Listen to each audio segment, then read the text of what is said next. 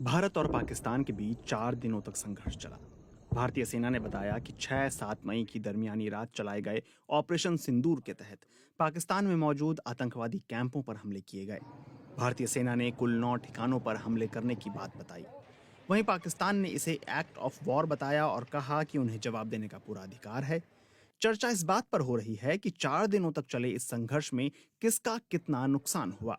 पहले भारत की बात की जाए तो भारत सरकार के पत्र सूचना कार्यालय यानी पीआईबी ने ऑपरेशन सिंदूर को लेकर एक प्रेस रिलीज जारी की है।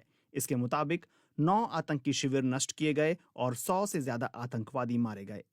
प्रमुख आतंकी कमांडर जैसे यूसुफ अजहर, अब्दुल मलिक रऊफ, मुदस्सिर अहमद की मौत हो गई।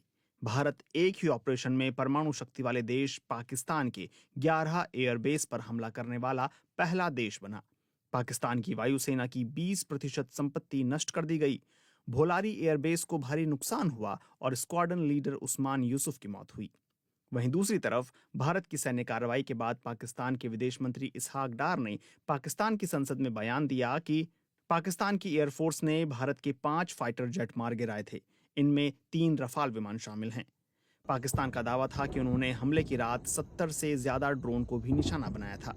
हालांकि भारत की तरफ से एयर मार्शल ए.के. भारती ने पाकिस्तान के दावे पर कोई स्पष्ट प्रतिक्रिया नहीं दी और न ही रफाल के नुकसान की बात मानी।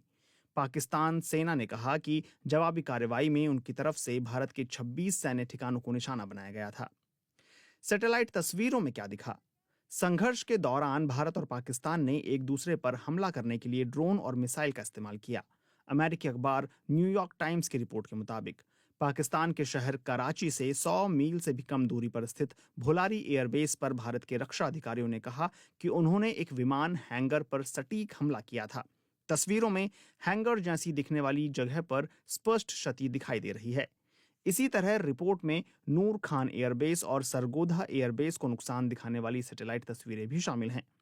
वहीं पाकिस्तान ने 2 दर्जन से ज्यादा भारत के सैन्य प्रतिष्ठानों और ठिकानों को निशाना बनाने का दावा किया था। इसमें उधमपुर एयरबेस भी शामिल है, लेकिन उधमपुर एयरबेस की 12 मई को ली गई सैटेलाइट तस्वीर में कोई नुकसान नहीं दिखाई देता। हासिल क्या हुआ? इस पर रक्षा मामलों के जानकार जॉन स्पेंसर का मानना है कि सिर्फ 4 दिनों की सोची समझी सैन्य कार्रवाई के बाद भारत ने एक बड़ी जीत हासिल की। ऑपरेशन सिंदूर ने अपने रणनीतिक उद्देश्यों को पूरा किया और उससे भी आगे निकल गया। आतंकवादी ढांचे को नष्ट करना, सैन्य श्रेष्ठता का प्रदर्शन करना और एक नए राष्ट्रीय सुरक्षा सिद्धांत को दिखाना, ये प्रतीकात्मक नहीं था, ये निर्णायक शक्ति थी जिसका स्पष्ट रूप से प्रयोग किया गया। वहीं सामरिक मामलों के जाने माने विश्लेषक ब्रह्म चेलानी संघर्ष विराम को एक रणनीतिक चूक के रूप में देखते हैं। वो कहते हैं कि अगर पाकिस्तान को सैन्य संघर्ष में बढ़त मिल जाती तो वह बिना किसी हिचकिचाहट के अपनी बढ़त का फायदा उठाता और भारत के लिए निर्णायक और संभवतः अपमानजनक परिणाम की मांग करता।